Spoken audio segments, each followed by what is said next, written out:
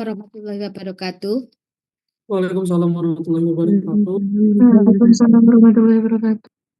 Ini kuliah hari ini adalah kuliah kelanjutan dari inflamasi ya, supaya besok enggak mencolot-mencolot ya pikirannya. Jadi hari ini kita selesaikan inflamasinya, kemudian untuk besok adalah kelainan hemodinamiknya, hemodinamik 1 dan 2. Jadi 2 kali pertemuan.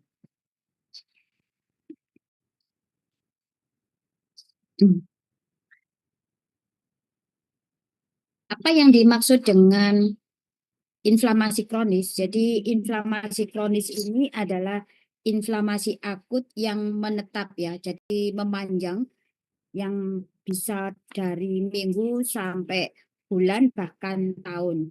Ini disebabkan karena proses inflamasi itu terus berlanjut, kemudian juga ada kerusakan yang berlanjut, tetapi disertai dengan penyembuhan yang tidak sempurna ya. Jadi proses pemanjangan inflamasi akut yang disebabkan dengan misalnya karena faktor stimulannya tidak bisa dihilangkan sehingga menyebabkan terjadinya proses kerusakan jaringan, kemudian juga disertai dengan proses penyembuhan tetapi tidak sempurna.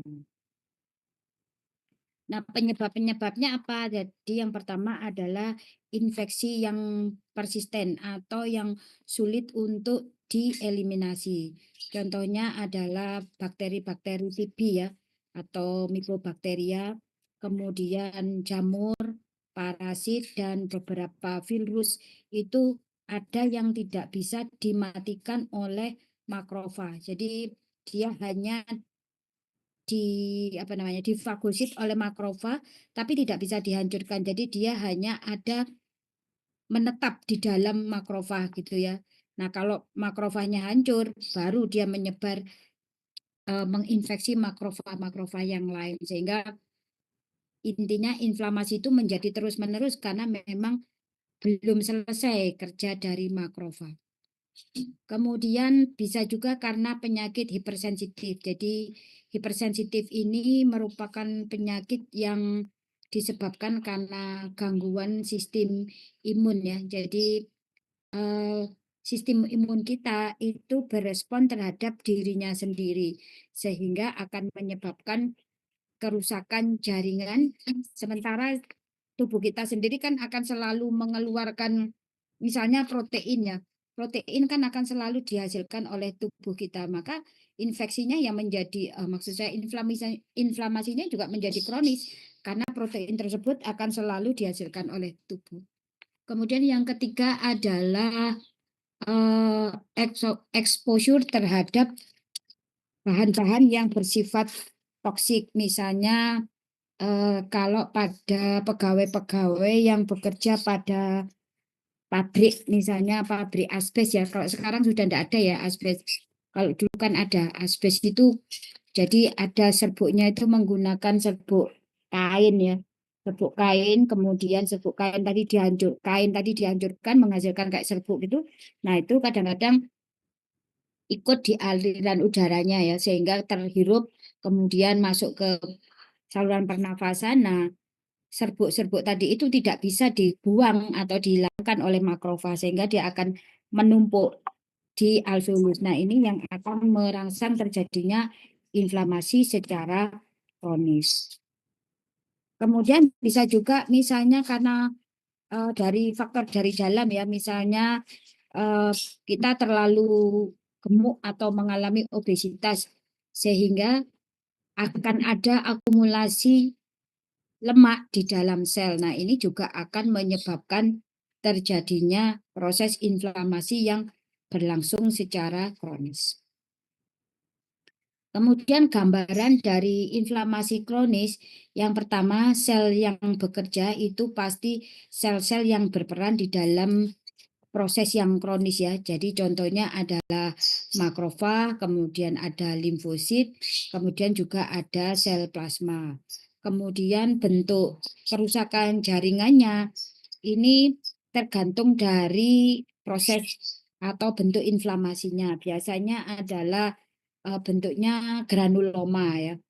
Kemudian ada proses healing atau penyembuhan yang tidak sempurna. Jadi proses kerusakan tetap berjalan, tapi ada tanda-tanda juga proses penyembuhan.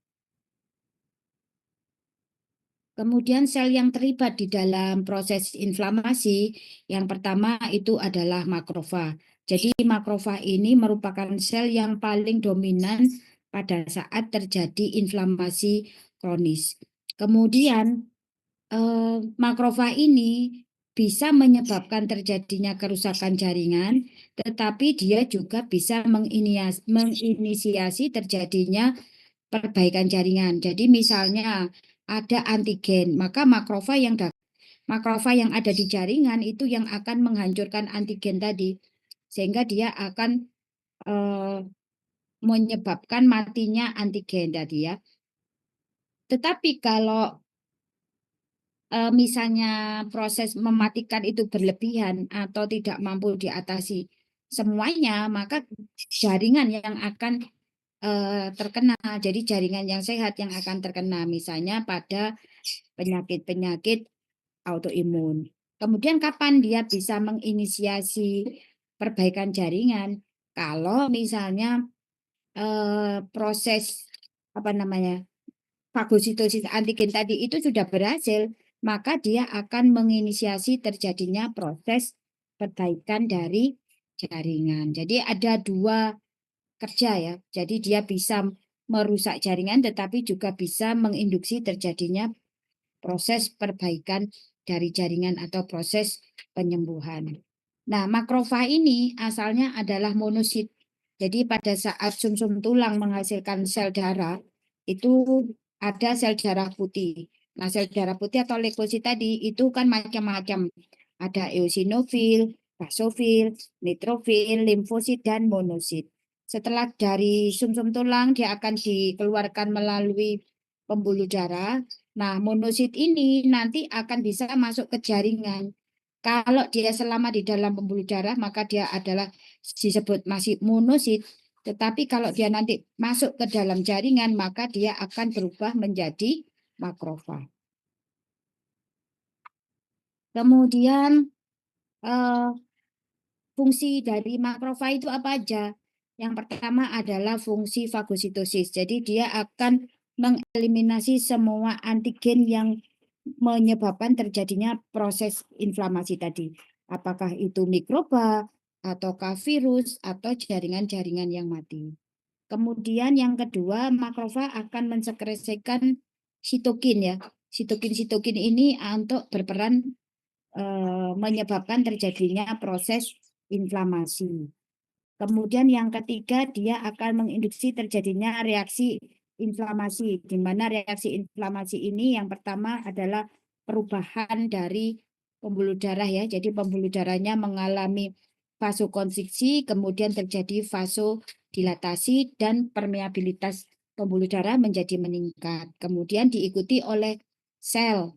Jadi sel-selnya yang keluar misalnya sel neutrofil, kemudian NK sel, dendritic sel untuk mengaktifkan proses fagositosis ya. Jadi rekrutmen dari leukosit. Tetapi kalau misalnya dalam waktu 20 jam itu belum berhasil, maka makrofag juga akan merangsang sel limfosit untuk membantu mengeliminasi. Kemudian yang ketiga adalah fagositosis ya. Jadi inflamasi itu reaksinya ada perubahan pembuluh darah, aktivasi dari sel, fagositosis dan sel limfosit, kemudian ada proses fagositosis itu sendiri dan mediator inflamasi. Nah, kemudian makrofag juga menginisiasi terjadinya tissue repair kalau misalnya proses eliminasi antigen atau jaringan yang mati itu tadi sudah selesai, sehingga dia akan menginduksi terjadinya proses penyembuhan.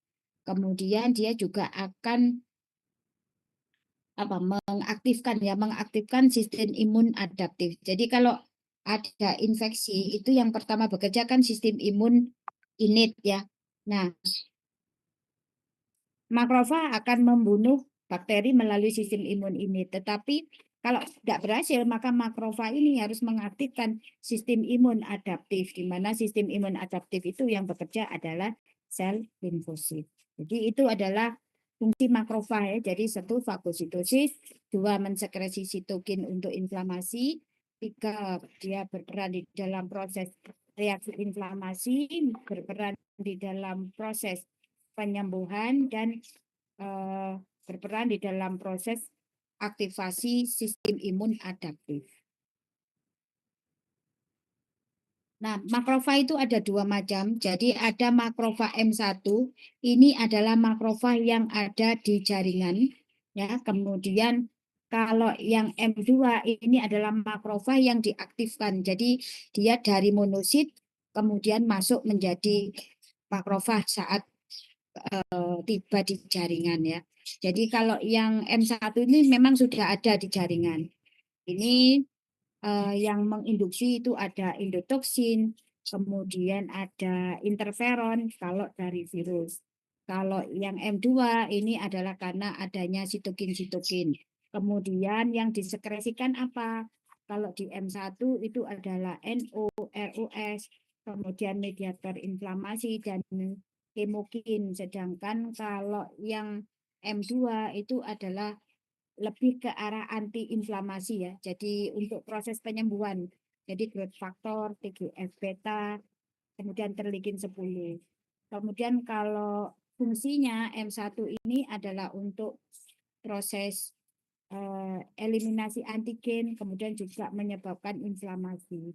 Tapi kalau M2 itu fungsinya justru ke arah penyembuhan ya, jadi ke arah tissue repair, kemudian juga menghentikan proses inflamasi. Selain sel makrofag yang berperan di dalam proses inflamasi kronis, itu ada limfosit. Limfosit ini ada limfosit B dan limfosit T. Jadi nanti setelah terjadi proses eliminasi antigen oleh sel limfosit T dan limfosit B, maka nanti dia akan menghasilkan suatu sel namanya sel memori, di mana sel memori ini harus tetap ada dan akan bereaksi kalau misalnya ada antigen lagi yang masuk ya. Nah, sel T sendiri itu ada macam-macamnya. Ada sel T helper 1 yang diproduksi karena adanya rangsangan dari interferon, diproduksi oleh makrofag. Kemudian T helper 2 ini diproduksi karena adanya rangsangan dari interleukin 4, 5, dan 13 juga oleh sel makrofag. Pasti ono melok rame nih.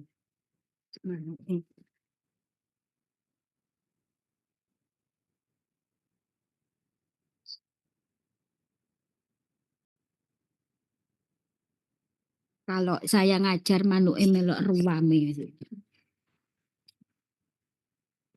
Kemudian T helper 17. T helper 17 ini dia juga akan memproduksi interleukin 17 dan sitokin-sitokin yang lain ya. Jadi dia ini lebih berperan ke arah proses rekrutmen leukosit. Ya, jadi saya ulangi, kalau sel limfosit itu ada dua, sel limfosit T dan sel limfosit B. Ya, kemudian sel limfosit T ini ada 3 macam, T helper 1, T helper 2, dan T helper 17. T helper 1 ini nanti dia akan menghasilkan interferon, kemudian kalau T helper 2 menghasilkan interleukin 4, 5, dan 13, kemudian ini berperan lebih pada reaksi alergi.